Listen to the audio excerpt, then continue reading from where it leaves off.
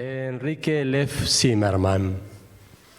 Él es investigador senior del Instituto de Investigaciones Sociales de la Universidad Nacional Autónoma de México.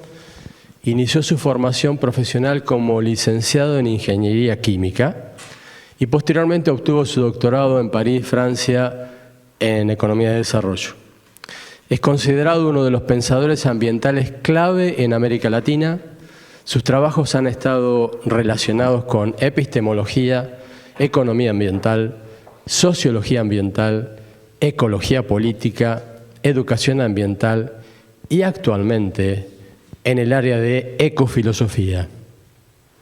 Una de sus obras es una referencia clave para mí, el Manifiesto por la Vida, por una ética para la sustentabilidad, que es una publicación de un trabajo que coordinó para Naciones Unidas en 2002, Proyecto de Educación Ambiental, y que utilicé como bibliografía en mis cursos de grado, Gestión Ambiental e Ingeniería Sanitaria, en esta facultad, y que continúo utilizando en cursos de posgrado como referencia sobre las cuestiones éticas en la formación del profesional de ingeniería.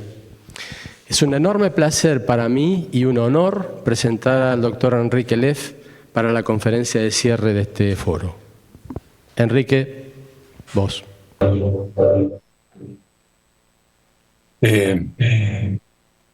Horacio, me imagino que tú eres Horacio, ¿verdad? Sí.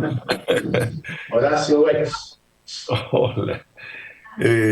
Bueno, qué gusto estar con ustedes, pero por otro lado, qué pena tener que estar a través de estos medios a distancia que no son la mejor manera de entablar un diálogo, empezando por el problema simplemente de la transmisión, de la escucha.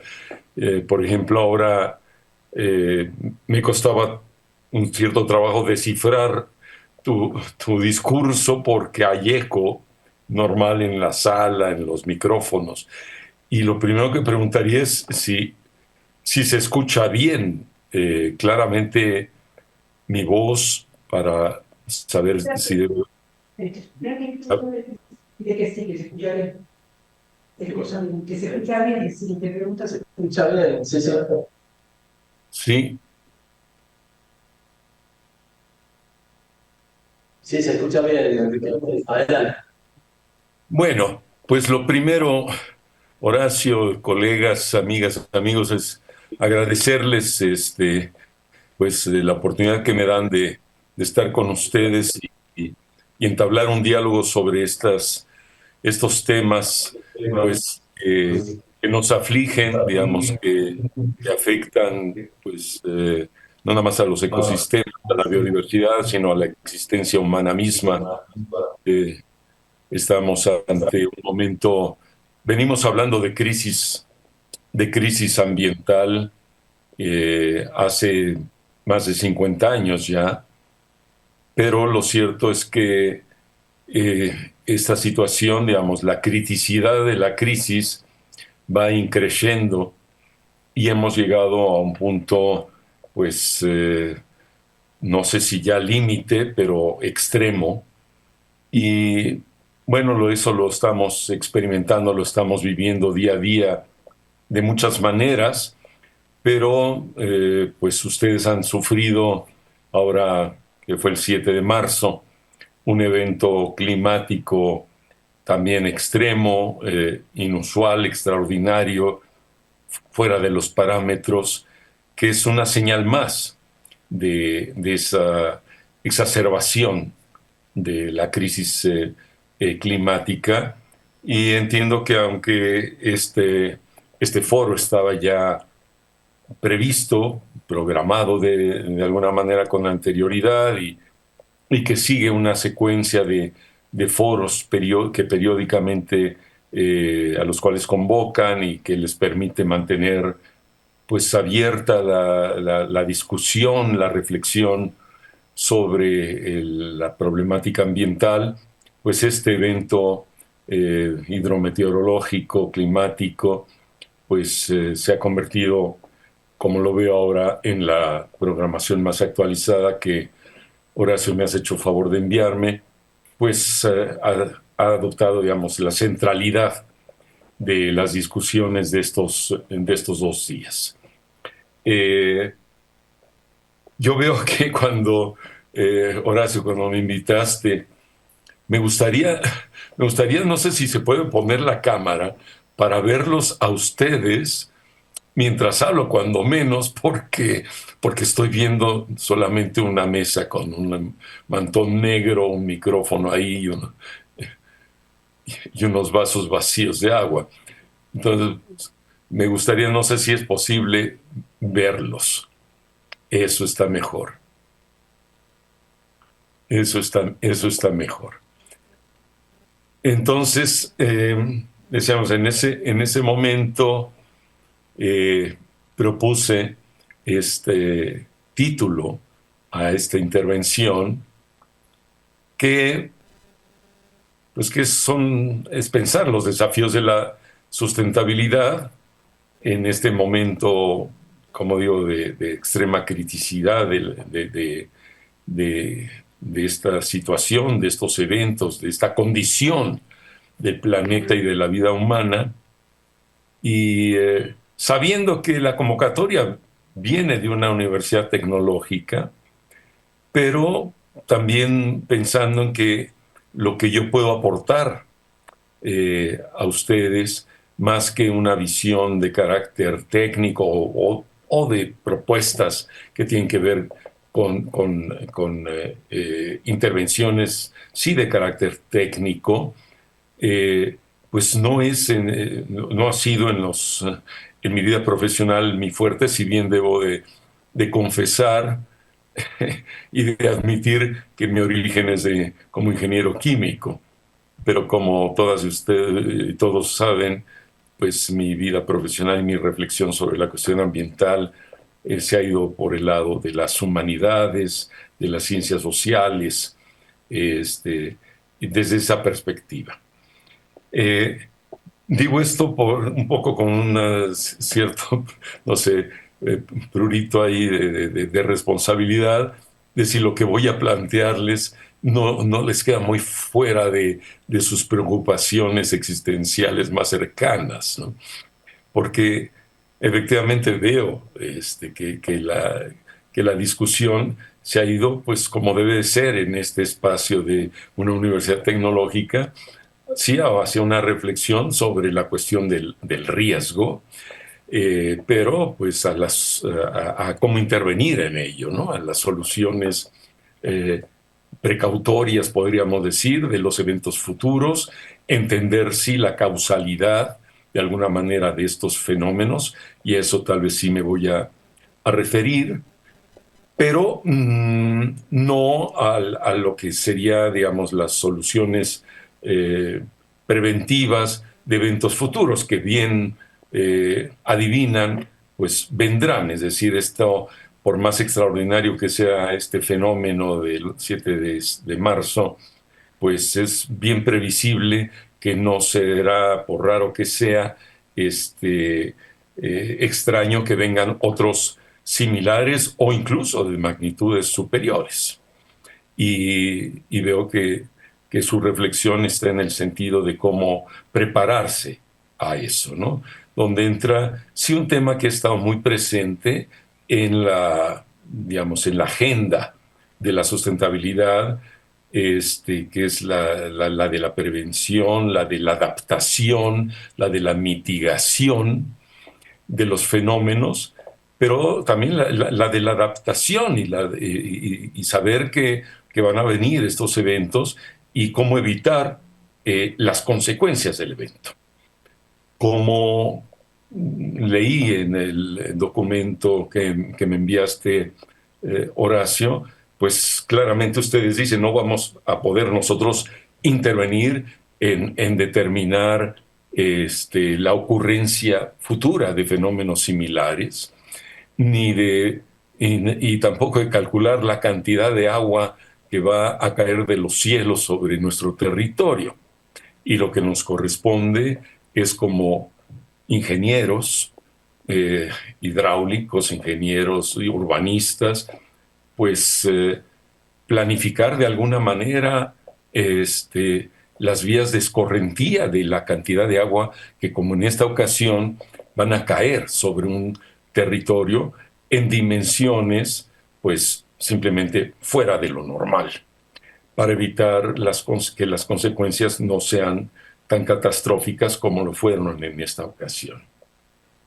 Lo que hay que decir en esta condición, digamos, en esta situación, es que, y ustedes lo saben bien, lo que ocurrió ahí en su territorio, en Bahía Blanca, no es el único fenómeno de este alcance que ha ocurrido en los últimos meses. Todos vimos en las noticias un evento similar en las condiciones meteorológicas que se dan en cada latitud del planeta, que ocurrió en Valencia y un poco antes también en Porto Alegre, ¿no? Fenómenos muy similares de precipitaciones descomunales que simplemente desbordaron las previsiones y las capacidades instaladas de actuación ante fenómenos de esta naturaleza. Aquí mismo en México, no solamente tuvimos hace pues más o menos menos de 2 años un huracán Otis con consecuencias tremendas en las costas del Pacífico, en Acapulco, y no pasó un año en que viniera otro fenómeno, pero de otras características, inusitado absolutamente, es decir, un ciclón, un huracán que había disminuido su intensidad a tormenta tropical, y cuando estábamos celebrando que pasaría como tormenta tropical, pues tomó vuelo, y el resultado de eso fue una precipitación pluvial en 2 días, en una magnitud, igual a la precipitación pluvial de esa localidad en 8 meses o en 10 meses. Es decir, son situaciones donde la naturaleza misma no resiste. O sea, no hay capacidad en los suelos de absorber esa cantidad de agua. Cuando cae sobre las montañas se desgajan literalmente. Y bueno, ustedes veo que han analizado, y no intervendré en esa cuestión, las condiciones geomorfológicas, ¿no?, de su territorio, y cómo escurre el agua y cómo pueden planear mejorar esas condiciones. Pero lo que hay que decir también, o sea, hay que entender, hablando de causalidades, ¿no?, que se han desbordado no son las aguas, se han desbordado los parámetros, los cálculos, es decir, las metodologías. Yo he estado escuchando pues algunas conversaciones de los expertos en cambio climático, en los modelos, los modelos de previsión del IPCC, por ejemplo, ¿no?, que pues son modelos que iban pues tratando de modelar, de prever ante la elevación de las temperaturas, cómo podrían cambiar las dinámicas climáticas y qué era lo esperable en cuanto a frecuencia e intensidad de este tipo de fenómenos. Pero lo que se ha visto con estos fenómenos es que han roto, digamos, los esquemas, han roto los patrones. ¿Sí? Entonces, hablando de riesgos, de cálculo de riesgo, las mismas metodologías, lo que venía avanzando la ciencia en su capacidad pues, de prever pues, fenómenos que son no muy claramente, no muy estrictamente calculables, ¿no? El cálculo de riesgo, la ciencia del riesgo no es una ciencia exacta, ni mucho menos. Pero eso se ha desquiciado. Entonces los meteorólogos, los expertos en el clima, todo esto pues están teniendo que rehacer sus modelos, sus algoritmos, sus parámetros para poder prever hasta donde se pueda prever, pero estamos ante una imprevisibilidad también. Lo único que podemos decir es que no podemos ser ingenuos en pensar que son fenómenos que van a ocurrir una vez cada 50 años o cada siglo o cada 10 años, sino que pueden ocurrir con mayor frecuencia y mayor intensidad, ¿no? Eso es lo que nos está diciendo y tenemos que actuar en prever lo que se pueda prever para evitar, como decíamos, que las consecuencias sean más catastróficas. Lo que, lo que hay que decir es que este proceso, digamos, llamado de crisis ambiental, ha avanzado en un proceso de desquiciamiento de las dinámicas, digamos, de la dinámica de la biosfera misma en su conjunto. Y, por supuesto, de las dinámicas hidrometeorológicas, de los fenómenos climáticos en sus efectos atmosféricos.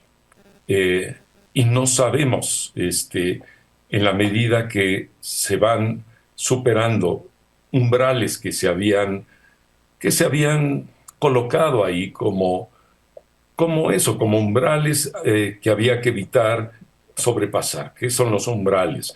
La elevación de la temperatura más allá del 1.5, de las elevaciones del nivel del mar, de las emisiones de gases de efecto invernadero.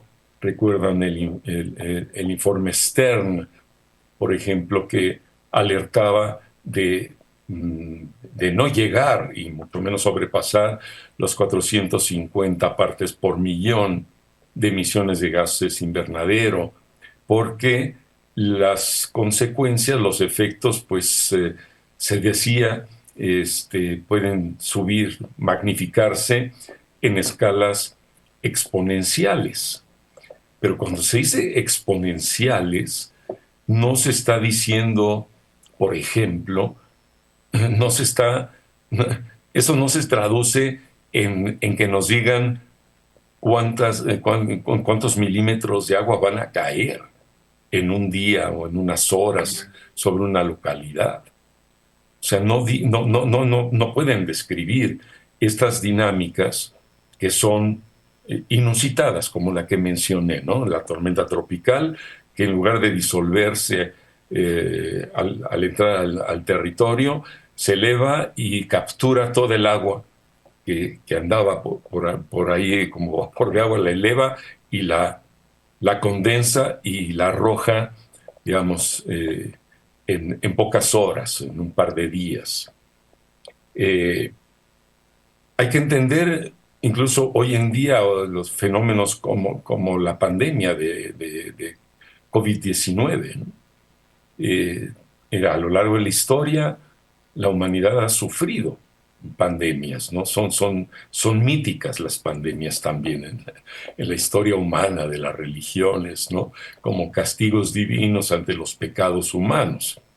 Pero este castigo divino que ahora nos lanza la naturaleza, sí ciertamente es ante cierta forma de pecados, de pecados humanos, pero pues no se le puede adjudicar a esa entidad divina, sino a un proceso humano, y es quizás a eso a lo que me voy a referir.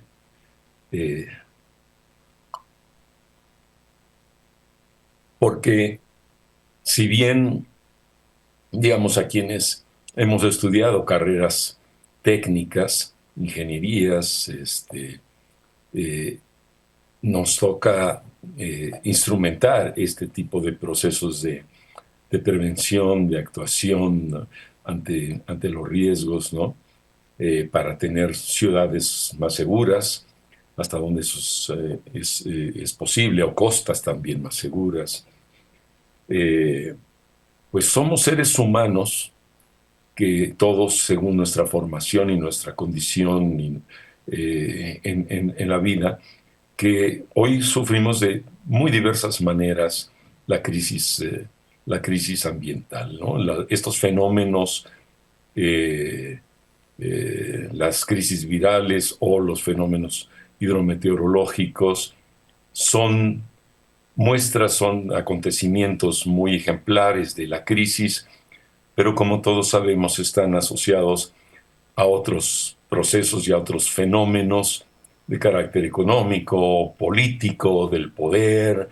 Es decir, la degradación no es nada más una disrupción, digamos, un desquiciamiento de las dinámicas de la biosfera y de la atmósfera, sino que es un desquiciamiento del orden de la vida, así en términos muy generales, de la vida humana y no humana.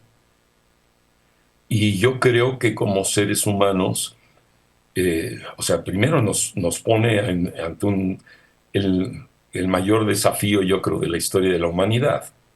Lo que esto nos coloca es ante el cuestionamiento de la responsabilidad humana en cuanto a la causalidad de estos fenómenos y en cuanto a la capacidad humana o no de responsabilizarnos ante ello.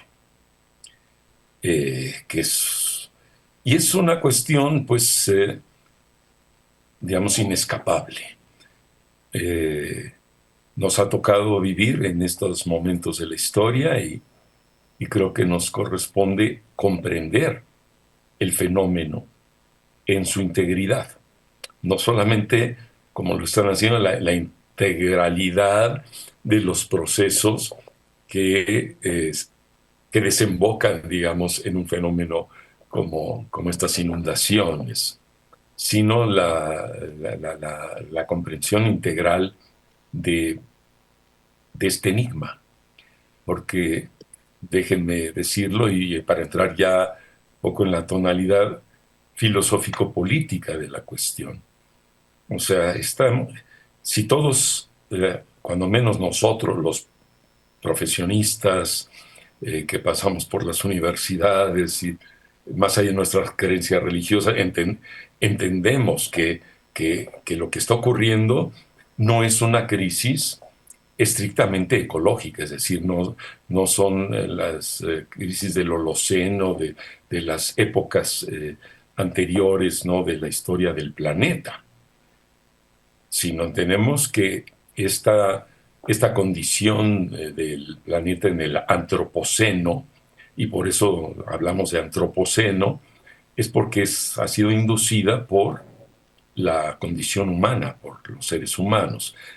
Lo cual no quiere decir que cada uno de nosotros como individuos hemos provocado la crisis, pero sí de que somos como humanidad, estamos inmersos en una condición de la humanidad que ha generado este proceso que yo he denominado en varios momentos, lo nombro así de muchas maneras, como un proceso hacia la muerte entrópica del planeta, ¿no? Y hablaremos quizás un poco de ello. Entonces, hay que empezar por decir eso. La crisis no es una crisis estrictamente, no es una catástrofe ecológica per se, es una crisis ambiental, y cuando se dice crisis ambiental es no nada más el ambiente así, sino es un desquiciamiento de las condiciones de la vida, y eso es el efecto, el impacto de la intervención de la humanidad en las dinámicas de la vida en este planeta. Y hay que decirlo, hay ahí una cuestión estrictamente enigmática. Déjenme ponerlo en estos términos. O sea, la vida y la que se conoce en este planeta, pues pasa por catástrofes, por crisis, si se pueden llamar así, yo diría que son catástrofes ecológicas que son reacomodamientos de las dinámicas ecológicas de la biosfera. Y eso ocurrió hace 4 eones de años, y lo que fue generando a partir a través de todos esos fenómenos en los cuales hubo extinciones de especies, todo lo que conocemos, pero donde se configuraron las condiciones para la emergencia de la vida y luego para la equilibración también de un proceso, de un proceso de evolución de la vida. Evolución donde había, sí, si seguimos el paradigma darwiniano, la supervivencia de los más aptos, es decir, en esa competencia de los seres vivos, desaparecían algunas especies y evolucionaban otras, y así íbamos. Pero el enigma, la pregunta obligada es, aunque sea de carácter estrictamente, digamos, metafísico o filosófico, tenemos que hacérnosla, es cómo es posible que la vida que emerge en el planeta a través de las fuerzas cósmicas, los procesos de carácter termodinámico del cosmos, en los cuales, por las condiciones muy particulares de este planeta, se dio la vida y evolucionó la vida. ¿Cómo es que de la vida emerge algo, ya diremos que es ese algo, que contraviene la vida? ¿Qué es lo que contraviene la vida?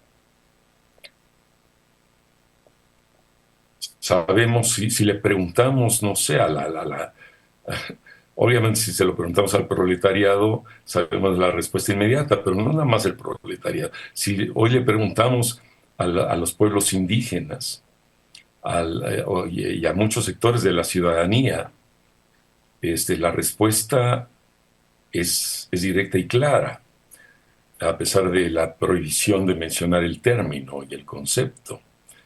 El causante de este fenómeno de desquiciamiento de la vida es el proceso económico, un proceso económico, la estructura, la racionalidad económica misma, y que dicho en palabras más concretas y más claras, es el capital.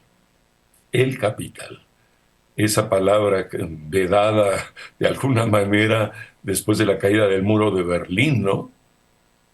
Pero yo creo que en nuestro continente podemos seguir nombrando las cosas por su nombre, porque en realidad es la estructura del capital.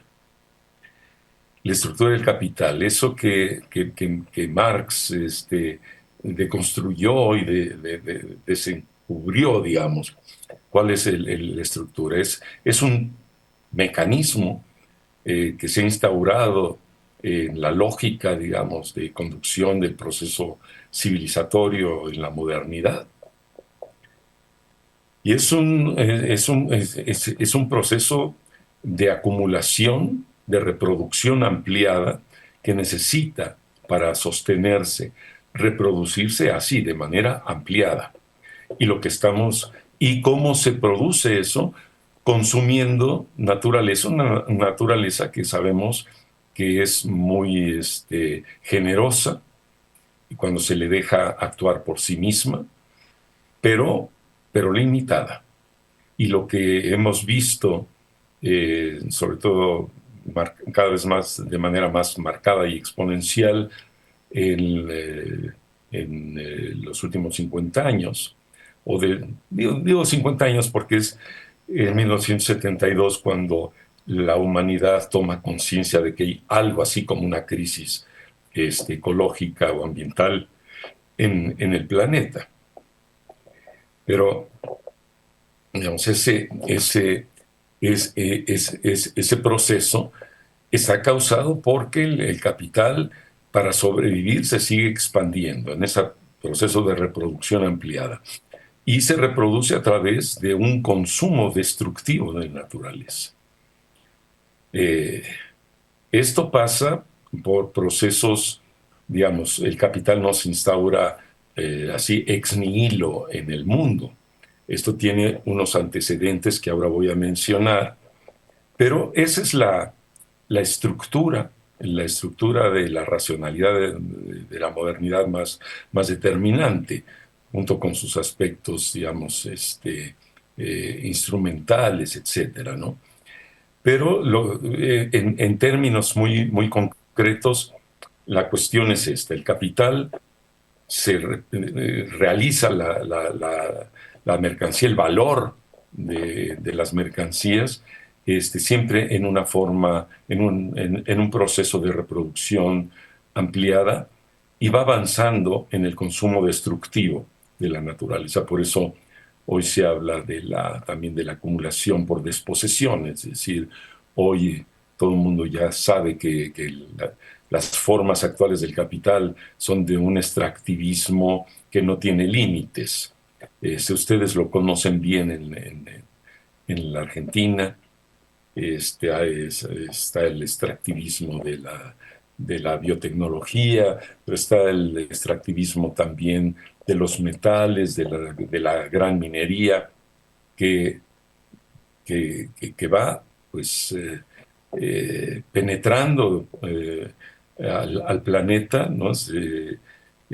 Para sacarle todos los materiales, los recursos fósiles incluso, ¿no? Le hace el fracking del petróleo, es decir, todas estas nuevas tecnologías que van más allá de que se hable de las nuevas tecnologías en la transición energética. La gran potencia de las nuevas tecnologías es en un proceso de un extractivismo exacerbado. ¿Por qué? Porque más allá del discurso de la sustentabilidad, de la sostenibilidad, la verdad más contundente que gobierna el mundo, más allá de esos discursos que pueden firmar los jefes y las jefas de Estado, es la operatividad misma del capital. Y eso es una realidad que vemos todos los días y que va avanzando, extrayendo materiales y transformándolos. No sé, ustedes en sus especialidades técnicas, tecnológicas, cuánto supongo que tienen que abordar los temas termodinámicos, la ley de la entropía, pero como saben, todos esos fenómenos no solamente producen gases de efecto invernadero, que ya han rebasado las 410 partes por millón, andaremos por 413, 400. O sea, el ritmo de crecimiento no es tan vertical como lo fue quizás en los años anteriores, pero tampoco se ha logrado equilibrar. Sigue avanzando las emisiones de gases de efecto invernadero, y lo vemos por la resistencia, no nada más, no de los jefes de Estado, sino del capital mismo. La dificultad de sustituir las tecnologías basadas en recursos fósiles, que son de donde vienen los gases de efecto invernadero en su mayor proporción, no son los únicos. Y la dificultad de sustituirlo por tecnologías, llamémosla, como les dicen, más amigables, menos intensivas en la extracción y transformación de hidrocarburos o de carbón, ¿no? Les doy un ejemplo muy reciente que han de haber leído en la prensa, ¿no? El proceso ahora recientemente aprobado por el Congreso de Brasil para legitimar y aprobar la extracción de hidrocarburos en la Amazonía, por ejemplo.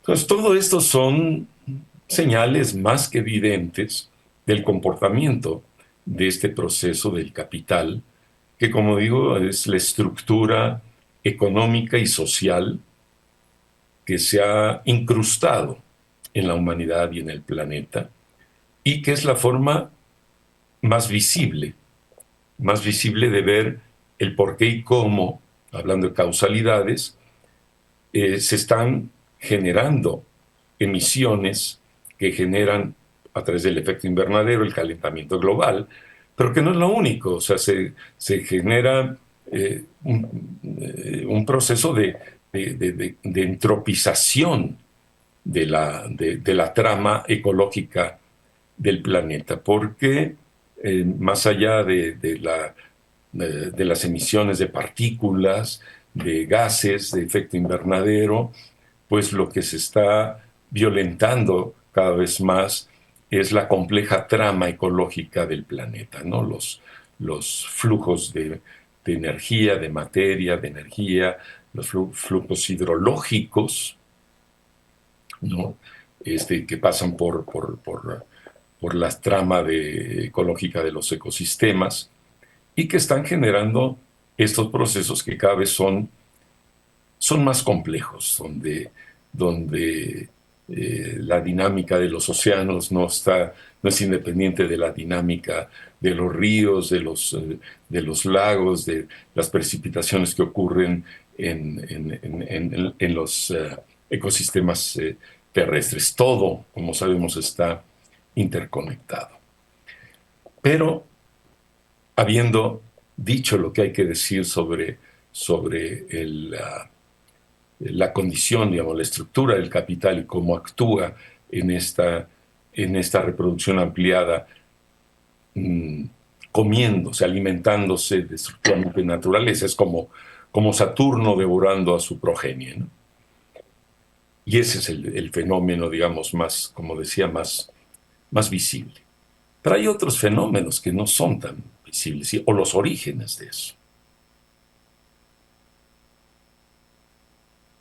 Yo me refería a ese enigma, el enigma de entender cómo es que la vida que emerge de procesos termodinámicos, la vida que emerge y evoluciona de la vida misma, la vida que evoluciona hacia la vida, cómo es que de ahí emerge algo que contraviene la vida, que termina estructurándose en el modo de producción capitalista y en la lógica económica.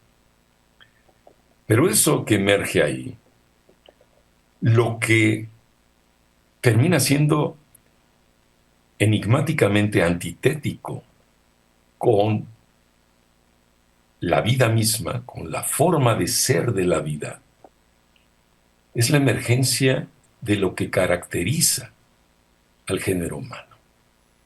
¿Qué caracteriza al género humano? La emergencia del orden simbólico. Los animales, se dice, tienen instintos, ¿no? Los seres humanos tenemos deseo, tenemos impulsos, tenemos pulsiones. En la evolución de la vida, en la evolución del Pithecanthropus erectus, en la evolución del Homo, emerge el lenguaje. Y a través del lenguaje emerge el orden simbólico. Emerge lo que los filósofos griegos, Heráclito, Platón, Aristóteles, llamaron el logos humano. Entonces, si nos vamos a esos momentos anteriores de la causalidad de este fenómeno, tenemos que entender eso que emergió de lo que Heráclito llamaba la physis. La physis es la potencia emergencial de todo lo que existe y todo lo que viene de la potencia cósmica. De esa physis emerge el logos humano, el orden simbólico. Y lo decía en forma fragmentaria, como nos legó su filosofía Heráclito. Ese logos, desde un principio, sigue una impronta hacia la condensación, hacia la reducción, podríamos decir, una cierta obsesión hacia lo uno. Parménides decía, hay que llevar la filosofía, la comprensión hacia la unidad del ser y lo uno. Lo que pasa es que la vida, en su diversidad, no se cierne a una unidad. Es siempre proceso de diversificación, de diferenciación. Esa es la condición de la vida. En tanto que el logos humano tendió siempre hacia la condensación conceptual del logos humano, el eidos platónico, ¿no? Y desde ahí vino esta separación entre la physis, que era la manera de decir la naturaleza, y los modos de comprensión humana de la vida.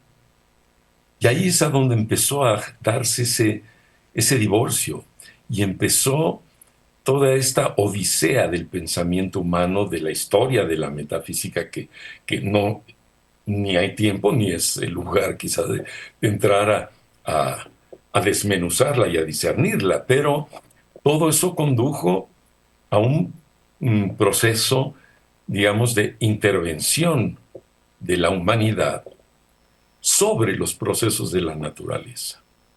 Al punto que hoy en día, por ejemplo, si uno piensa en el paradigma, pensar la vida, cómo evoluciona la vida, hoy hay que ponerle cotos al paradigma darwiniano, no solamente desde la genética, sino hay que entender que lo posible de la vida y de la vida humana no depende de las condiciones evolutivas en el sentido que lo pensara Darwin, incluso de las condiciones eh, eh, genéticas propiamente de la vida, sino que la vida está conducida, hoy en día lo posible de la vida, está conducida por la lógica del capital.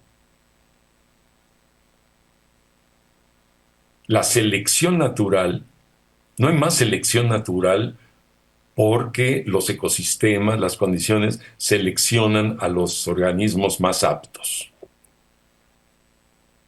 Hoy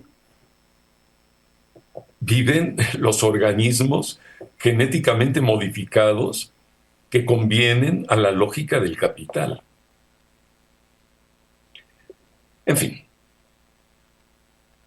es solamente, como diría, para inquietarles sobre estas cuestiones que, siendo así filosóficas, son las condiciones que nos explican el fondo y la trascendencia de los fenómenos que luego acabamos mirando así como estos fenómenos hidrometeorológicos y tratando, sí, de responder a ellos y de actuar éticamente y responsablemente ante esos fenómenos. Pero yo creo que en este momento, como decía, donde la crisis socioambiental es planetaria y está en un punto extremo, no podemos dejar de entender nuestra condición humana. Esta responsabilidad del logos humano, tenemos que hacernos cargo nosotros, tenemos que entender cómo ha colonizado nuestras mentes, cómo se ha estructurado la racionalidad de la modernidad, dentro de la cual pensamos, dentro de la cual nos formamos profesionalmente, no nada más profesionalmente, sino dentro de la cual comprendemos. O sea, nuestro modo de comprensión del mundo y de la vida viene de esta historia de la metafísica. El mundo en crisis, el causante de la crisis, son las propias ideas humanas. O sea, la filosofía hoy no, hay que entenderla no solamente como un entretenimiento de gente que tiene algunos vicios extraños como yo, ¿no? El gusto por pensar este tipo de cosas. El mundo en crisis es un mundo hecho de ideas. Son las ideas las que han cristalizado en modelos, en estructuras económicas, en estructuras sociales, en valores. Y eso mismo también lo hemos internalizado en la manera como se incorpora el orden simbólico. El orden simbólico no solamente gira en la cabeza, el orden simbólico se incorpora también en las pulsiones del cuerpo, ¿no? Hoy, por ejemplo, hablamos de la pulsión hacia el consumo, que es un sentido existencial para mucha gente, ¿no? Tener que, y que está inducido a través por la misma lógica del capital, ¿no? Tener más, comprar más, ¿no? Es decir, somos el capitalismo, la lógica del capital nos ha constituido en entes humanos consumistas, por ejemplo, o ha transformado las relaciones espirituales humanas en relaciones más materializadas. Hoy miramos nuestras relaciones humanas a través del interés, del cálculo económico, ¿eh? Pero también o sea, esas pulsiones que vienen, que dan sentido a nuestra vida y muchas veces son incontrolables, nuestras pulsiones inconscientes, vienen también de las formas como se ha incorporado ese orden simbólico en nuestro inconsciente. Y esas cuestiones hoy tienen que ser cuestionadas desde nuestra propia condición humana.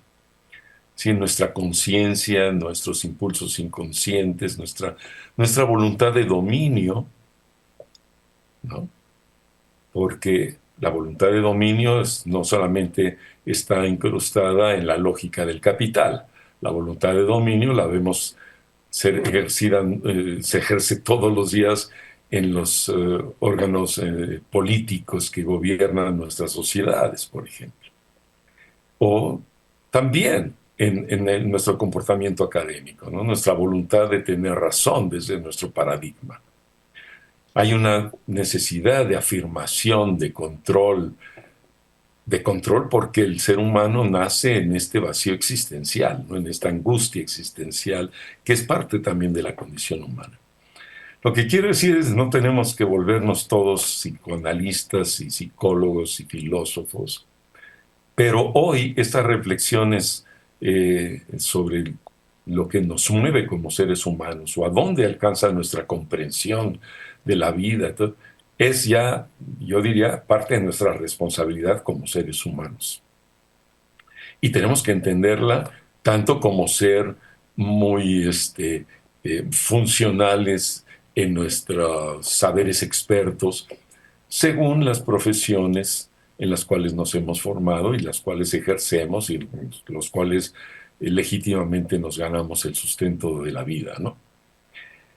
Entonces, esas son, digamos, algunas inquietaciones que quería yo provocar en ustedes para darle esta otra dimensión a la reflexión de estos fenómenos, porque de ahí vienen las causalidades más profundas y más originarias de estos fenómenos.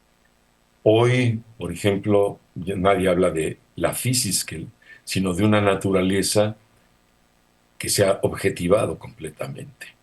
Los recursos naturales son ya no la complejidad ecosistémica del planeta, sino eso convertido en recursos discretos para ser apropiados otra vez a través de una lógica de cálculo, de planificación, de gestión. Y todo eso hay que también tenerlo en mente cuando como técnicos, ingenieros, planificadores, urbanistas, tratamos de resolver estos problemas a través de la racionalidad técnica. En el fondo, todos estos problemas vienen, o sea, han sido causados por la racionalidad, por el exceso de racionalidad técnica. Porque es eso lo que ha roto la dinámica propia de la vida.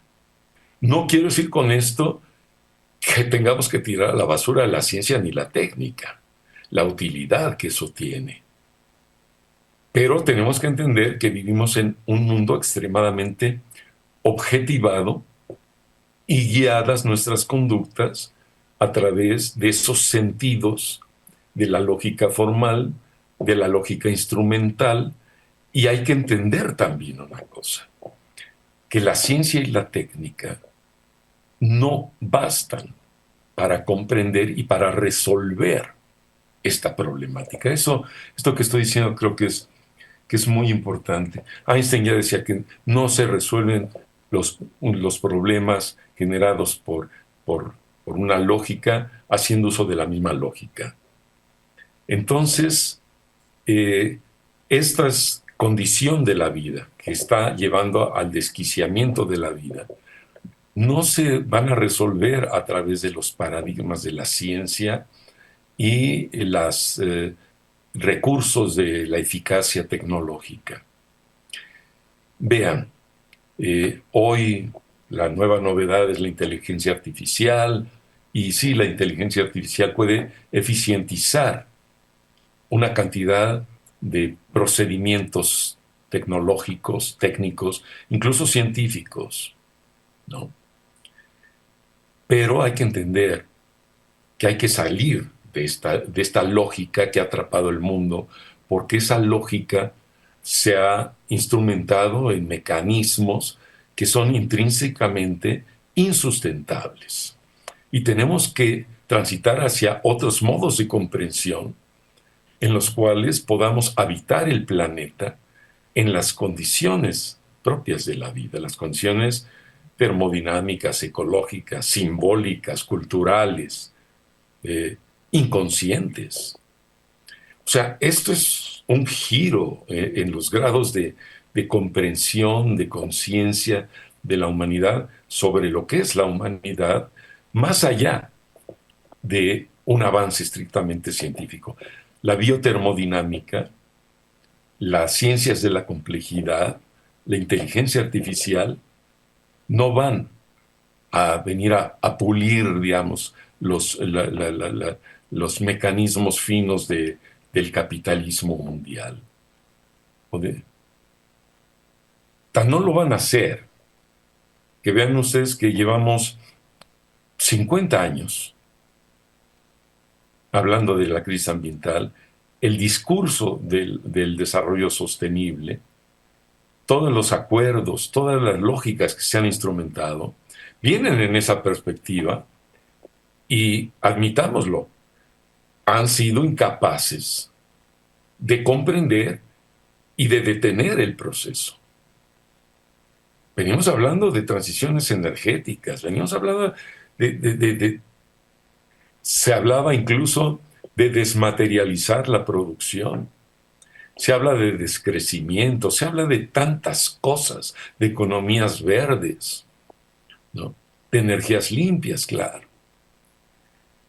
Y vean que como lo que realmente permite que la potencialidad de estas nuevas técnicas se instrumenten y emerjan, la dicta la lógica del capital, lo que sea redituable para el capital. Pero no se logra romper ese cerco que uno de los más grandes sociólogos de principios del siglo XX denominó la jaula de racionalidad. Hay que salir de la jaula de racionalidad que tiene atrapada a la humanidad. No quiere decir esto que no avancemos en tecnología, en técnicas, no sé, más refinadas de evaluaciones de riesgo, de alertas tempranas, de ver cómo van ustedes a planificar para que cuando vuelva a caer tal cantidad de agua escurra por laderas y en formas tales que el agua no inunde a la ciudad, por ejemplo, y no cause mayores problemas de todo tipo. Pero, como ustedes decían, nosotros no vamos a intervenir en cómo va a variar algo que pareciera ya ser ineluctable, que son los efectos increciendo del cambio climático. Y yo, déjeme abrir esa pregunta también. O sea, tenemos que pensar ya solamente en formas de adaptación, mitigación, prevención. O sea, tenemos que admitir que estamos ya en un curso de las cosas, en un camino indefectible hacia lo que yo llamo la muerte entrópica del planeta, es decir, de sálvese quien pueda, vivamos tanto como se pueda, de la mejor manera posible, pero viendo que nuestra condición vital, existencial, se va deteriorando también cada día. El crimen organizado, déjenme decirle, las luchas de poder a nivel internacional, todo lo que estamos viendo no está desvinculado de lo que estoy hablando. Todo está articulado. Entonces estamos ante una voluntad absolutista de dominio de gobiernos que se pueden denominar más neofascistas, más de derecha, más neoliberales o más progresistas de izquierda, pero acaban actuando todos dentro de este modelo, dentro de esta lógica que está instaurada en nuestras mentes, en el mundo, como si fuera una estructura ya incuestionable y un proceso incuestionable, donde sálvese quien pueda y vivamos de la mejor manera posible ante estos fenómenos de franca degradación de la vida humana y de la vida no humana. Miren, he hablado casi una hora, un poquito menos, pero quizás si sigo en esta tónica los voy a deprimir. Y y antes de eso, déjenme decir lo que yo soy profundamente optimista, porque yo creo que sí está en la capacidad humana dar un giro a esta orden de comprensión y de incomprensión del mundo, que sí se puede dar un giro hacia una bioeconomía y tratar de contribuir a ese tipo de cuestiones, pero no es el espacio para hablar de ello, pero ahí está. Es posible producir de manera sustentable, es posible vivir, como dicen hoy los pueblos tradicionales, el vivir bien a través de otros procesos. Es posible romper, salvar de alguna manera ese enigma haciéndonos cargo de la condición simbólica del ser humano, pero es un enorme desafío. El desafío está ahí y cada uno tendremos que asumirlo desde el lugar que hemos asumido en nuestra vida, nuestra profesión, nuestras inclinaciones profesionales, intelectuales, sociales, comunitarias, etcétera, etcétera. Pero si les parece, dejo aquí mi monólogo y abro para tener un intercambio con ustedes para saber más allá de las soluciones técnicas que estuvieron discutiendo a lo largo de estos 2 días, cómo les toca esta cuestión a nivel quizás más de su condición íntima, existencial como seres humanos. Gracias, Enrique.